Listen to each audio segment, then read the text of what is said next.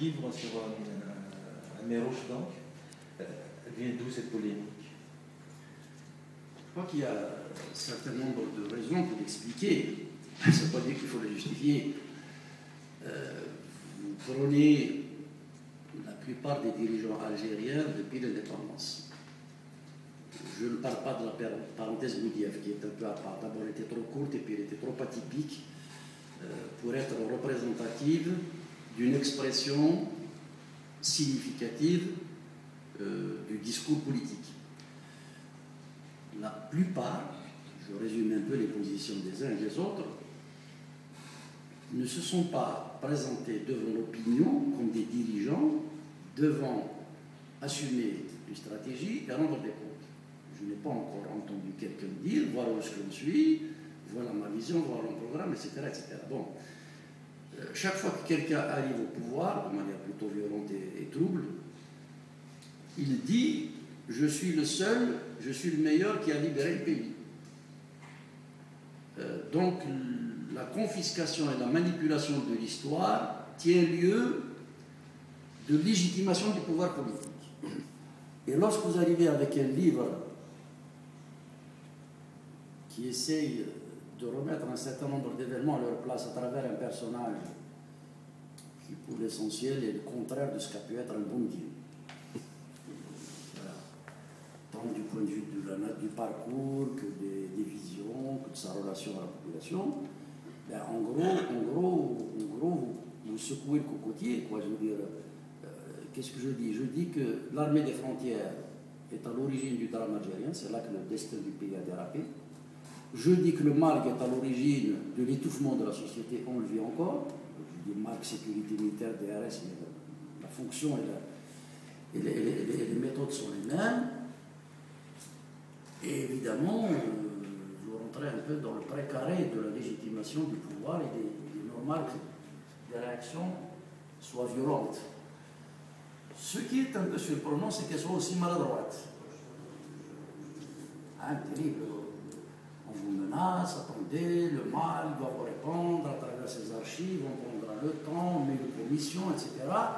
Et au final, il vous donne plus de munitions pour pouvoir les torpiller, quoi. Que ce soit sur le plan factuel d'ailleurs, que ce soit sur le plan de l'analyse politique. Quand l'actuel ministre de l'Intérieur, qui est en même temps le responsable du MALG, me dit le MALG, il ne faut pas toucher, c'est une grande structure de la Révolution, il avait plus de 2000 cadres, alors que le GPRA avait à peine quelques dizaines, tous les ministères avaient à peine quelques dizaines. Ben merci pour le service de renseignement qui est supposé servir le pouvoir politique, ça s'arrête là. Le développement tentaculaire des services spéciaux, souvent orientés vers le renseignement interne, témoigne des risques qui menaçait l'Algérie déjà à l'époque. Je parle sur la manière avec laquelle il a essayé de noyer le poisson dans l'eau quant au fait que son service de renseignement continue à émettre, à considérer la progression du colonel Lamberger de l'Ouest et de la Tunisie. En même temps, il vous dit, pour nous, il n'avait pas de poste radio, très bien, mais en même temps, on continue à émettre. On peut se poser la question de savoir, si on émet en sachant que les destinataires ne vont pas recevoir le message, il faut bien que ça s'adresse à quelqu'un. Massu, lui, il a capté le message. Je vous invite à lire le livre, vous verrez l'armada qui a été mise 3 jours avant qu'il n'arrive à Boussaada. Pour ceux qui connaissent l'Algérie, Boussaada, il y a une maquille, une grande possibilité de se cacher, il n'y avait aucune chance de passer. Mais c'est vrai qu'il y a eu des réactions d'affolement, de violence. Et puis, lorsque vous mettez les doigts sur le poids des régionalismes dans la conception et la redistribution du pouvoir, vous faites mal. En gros, en Algérie, c'est un pays un peu particulier. Le problème, c'est pas qu'il y ait des tares, c'est d'en parler. Pourquoi il parle de ça? Il y a des tabous. Alors qu'à l'évidence, ça peut vraiment miner le pays. Donc je crois que ces réactions attestent du fait que l'histoire est un levier de contrôle du pouvoir politique. Qu'est-ce que vous voulez dire en tant qu'acteur politique à quelqu'un qui vous dit c'est moi qui... Il sacralise sa fonction et sa mission, et il s'extrait de toute forme d'atteinte à la critique ou à l'interpellation. Il faut en sortir. Enfin, il n'y a pas que quand même, il y a des gens qui ont pris le courage et qui sont quand même intervenus dans le fond. Une autre question.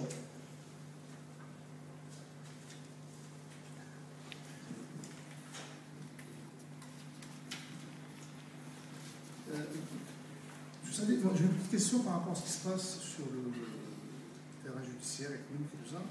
Alors, ces dernières années, on a vu arriver en Algérie plein d'investisseurs étrangers.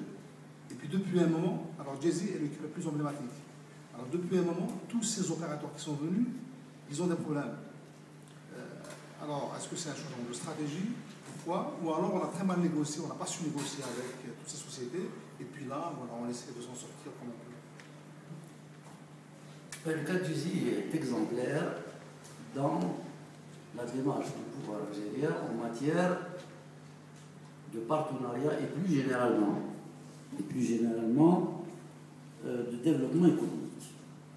Alors on est en train de faire un tintamarre sur Jay-Z qui n'est qu'une faction d'Horace Coleman.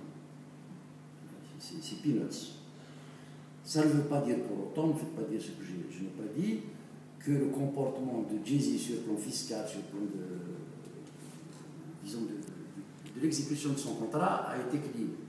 Mais tout se passe comme si on voulait focaliser sur Jay-Z, alors que là où les gros investissements doivent se prendre lieu, c'est au niveau du sud, y compris dans les hydrocarbures. Et là, sinon c'est une société sulfureuse.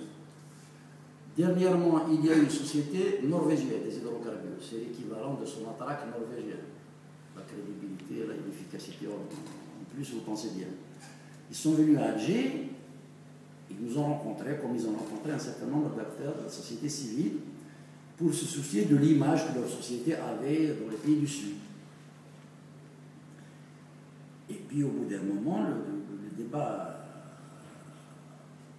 j'allais dire, a dérapé, a évolué, et ils disaient, nous ne comprenons pas comment est-ce que l'État algérien accepte dans un secteur aussi déterminant, aussi stratégique que celui des hydrocarbures, des opérateurs qui sont blacklistés pratiquement dans la plupart des marchés mondiaux respectables. Il n'y a pas de démarche suffisamment transparente pour savoir exactement quelles sont les priorités que vise le gouvernement aujourd'hui, quels sont les mécanismes mis en place pour pouvoir capter ces financements. Et je vais vous dire, une société française, il ne revient pas de la dire, elle n'a qu'à assumer ses notes si elle veut, qui était venue dans un gros marché algérien sur la capitale. Allez, c'est une société des eaux. Bon, elle a tourné, elle a envoyé une grosse filiale. À elle, sur Alger, c'est un immense marché, parce qu'on a tout foutu en l'air. On ne connaît ni les fuites, ni la quantité, ni par où passent des fois les égouts croisent des conduites, etc., etc. Et c'est aussi une technologie assez pointue. Au bout d'un an et demi, la société a envoyé sa note à la maison mère en disant ceci, je résume, l'investissement est impossible, restant dans la gestion, collant à la gestion. Les raisons sont doubles. Un, environnement financier délétère. Toute opération économique en Algérie est sujette au fait du prince. Et la Société Générale vient de subir exactement ceci. Il paraît qu'ils ont fait un petit CD dans lequel ils ont dit que quelquefois la présidence ou le gouvernement, on va dire, commettent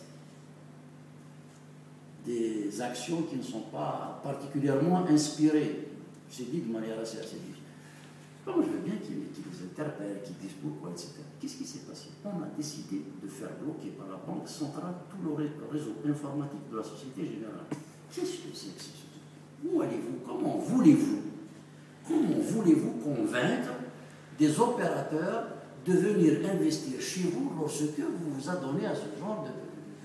C'est des petits mondes, les gros investisseurs, ils se connaissent entre eux, et puis ils s'observent, ils sont en compétition. Alors il ne faut pas s'étonner que les gens aujourd'hui viennent, transforment l'Algérie en quincaillerie, déversent à peu près tout ce qui ne peut pas se vendre ailleurs, Comme nos dirigeants demandent qu'à se faire inviter à Nice ou ailleurs, à se faire montrer un peu ce qui vaut un, on le paye, nous le vendons à 10. Voilà à peu près dans quelle situation de délabrement général se trouve la vie économique. Il y a des raisons plus